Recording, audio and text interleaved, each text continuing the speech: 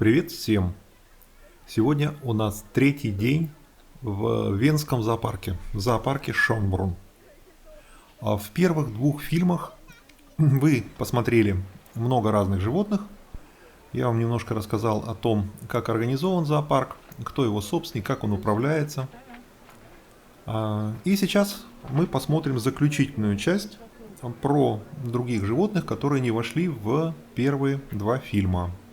Вот сейчас мы видим дворец Шонбрунн. Это летняя резиденция в свое время императоров Священной Римской империи, потом австрийских императоров. Сейчас там музей и великолепный парк. Про парк я сделаю отдельный фильм, он того заслуживает. Вот характерный аллей Шонбрунна, деревья пострижены, как живая изгородь, гравийные дорожки, и народ гуляет. То есть очень популярное место отдыха жителей Вены и гостей австрийской столицы. И там же часть Шонбрунна занимает зоопарк. Вот туда мы с вами и направляемся.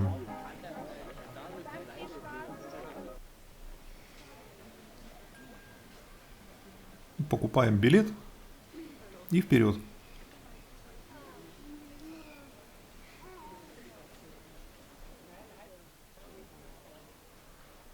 Вначале у нас носороги. В зоопарке есть павильон, называется «Парк носорогов». Там животные разных видов.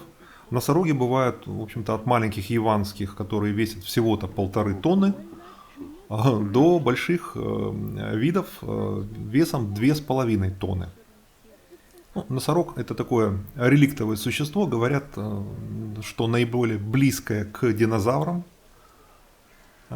Здесь созданы прекрасные условия в Шонбрунне. 6000 квадратных метров павильон. Там носороги и антилопы. Вы их увидите. Они вместе обитают. А я вам расскажу про одного из носорогов. Все они имеют свои имена, естественно. Я вам расскажу про Сундари. Вот Сундари в свое время нашли в лесу. Его мать погибла, а детеныш, он бы пропал, его взяли люди, сотрудники национального парка, взяли его, в общем-то, выкормили, вырастили и попытались выпустить обратно в природу. Но случилось так, что стая его не приняла. Вот смотрите, перед каждым павильоном есть такие фигуры бронзовые животного, которое представлено в павильоне, там дети любят играть. Итак, стая не приняла маленького Сундари молодого, и он стал добывать себе пропитание доступным ему способом. То есть он стал приходить к кухне ресторана и требовать, и он стал преследовать по пятам туристов в национальном парке, тоже с просьбами дать ему чего-нибудь покушать. Он создавал таким образом в национальном парке некоторый беспорядок. И в итоге он оказался в Вене, в зоопарке Шонбрунна, где ему очень понравилось и где он, в общем-то, имеет свое пропитание. И никто к нему не имеет никаких претензий. Наоборот, он звезда. И как бы для него все это на сегодня сложилось нормально и хорошо. Вот смотрите, это роскошный павильон, где носороги и антилопы.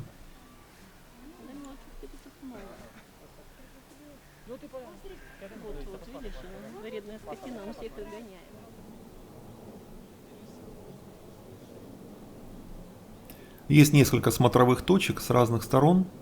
Очень все организовано. Они на возвышенности и удобно наблюдать, не беспокоя животных.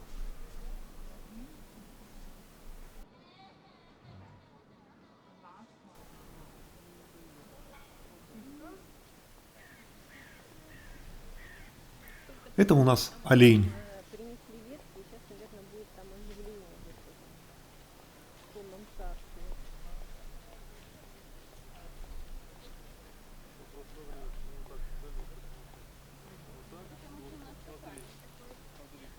Даже повесили хвойные. По идее, они северные должны. А вот это у нас буйвол, азиатский буйвол. Вообще очень распространенное животное по всему миру.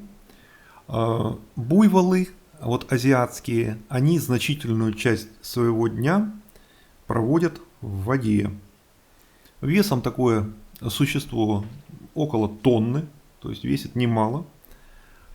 И очень ценится молоко, буйвольное молоко. Раньше его повсеместно использовали на рисовых полях, например, использовали в сельском хозяйстве как тягловое животное. Ну, потом в основном сейчас это мясомолочное животноводство. Ну, красавчик, конечно. Вот тут обратите внимание, у каждого павильона есть такие таблички. Это как бы покровители, спонсоры, те, кто, благодаря кому финансируется конкретный павильон. Зоопарк – собственность государства, управляется одним из министерств, финансируется из государственного бюджета. В общем-то, зоопарк сам собирает неплохие деньги от посетителей, плюс спонсоры. А вот это у нас свинюшки, которые называются ошейниковые пекари. Это зверь дословно с индийского языка, из Южной Америки, одно из индийских языков, означает «зверь, проделывающий много дорог в лесу». Весит такая свинюшка до 30 килограмм. А вот это у нас интересно, это называется чернохвостая прерийная собака. Вот называется собака, но относится к белкам. Вот, и делает вот такие очень симпатичные норы. Весит около килограмма до 1,5 килограмм. Уже в зоопарке несколько раз у них было потомство. То есть вот эти все зверьки, они уже родились здесь в зоопарке. И что интересно, продолжительность жизни у них в природе 3-4 года, а в зоопарке до 8 лет. Это у нас львица.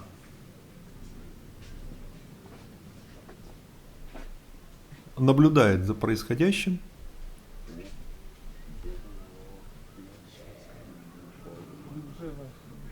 Ну, тоже это она в дальнем углу павильона, я с большим приближением снимал.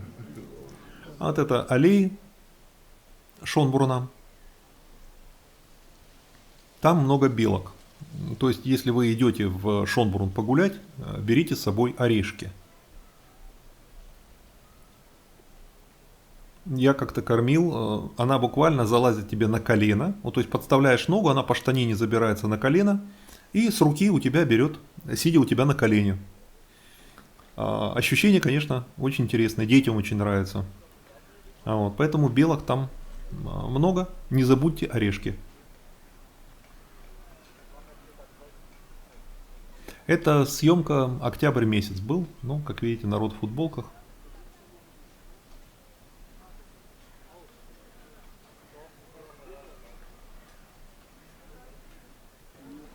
Ну вот фигурки, дети. Есть детские площадки в зоопарке, так что приходите с детьми, нормально. Вот смотрите, это панда, но она за стеклом, и близко подойти нет возможности. У панд недавно родился детеныш, и они сейчас под усиленным наблюдением, как бы чтобы их не беспокоили. Весь их павильон обнесен такой стеклянной стеной, и как бы близко подойти нельзя. Ну, детеныш подрастет, опять доступ будет более такой свободный. А вот это у нас жирафы. Здесь уже тоже есть потомство, которое родилось в зоопарке. Есть подростки, которые называются Флёр и София. Вот гуляют.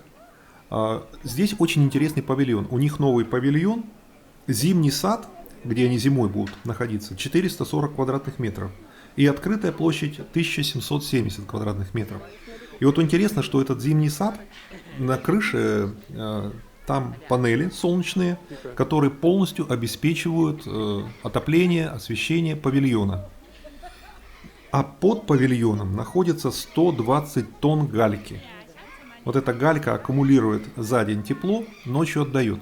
Ну, то есть у них абсолютно там тепло, нормально. А вот эта птичка интересная, это у нас птица-носорог. Вот этот рог у нее 22 сантиметра достигает, вот этот клюв. Причем он очень сильный. Живет эта птица на юге Африки, ростом до 1 метра, размах крыльев до 2 метров. И эта птица очень хорошо приспособлена для жизни на земле. Она делает в стволах деревьев, делает себе гнезда. А я вам хочу рассказать историю про клюв. Вот этот клюв у меня вызвал одну ассоциацию. Мы как-то на машине ездили по востоку Австралии и из Голд-Кост ехали в Сидней. Остановились переночевать, там есть Порт Макгвайр, такой курорт, комплекс апартаментов. Ну, сняли апартамент на ночь. И на территории комплекса были такие клетки с попугаями. Ну, большими, там, австралийские вот эти ара-попугаи с такими мощными клювами. У нас были только яблоки. Ну, вот мы им даем яблочку, особенно огрызок даешь. Попугай достает оттуда косточки, косточки съедает, а мякоть все выплевывает. Ну, огрызки кончились, а мякоть была. Я ему просовываю там через решетку мякоть. Он ее пожамкал, выплюнул. Я второй раз просовываю, тоже так выплюнул. Третий раз просовываю, он взял меня за палец и прихватил. И это было, у меня потом дня 2 это все, в общем-то, серьезно болело.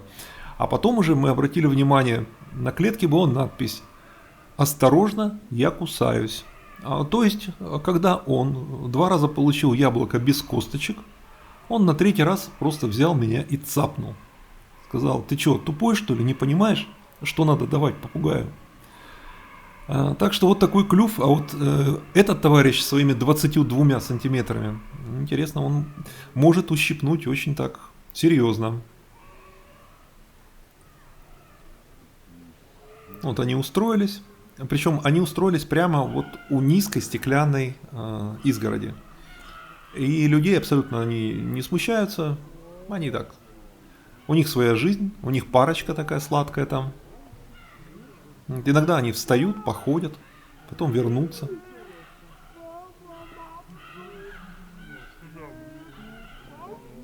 У них, естественно, тоже есть зимняя квартира. То есть на зиму они перебираются в здание.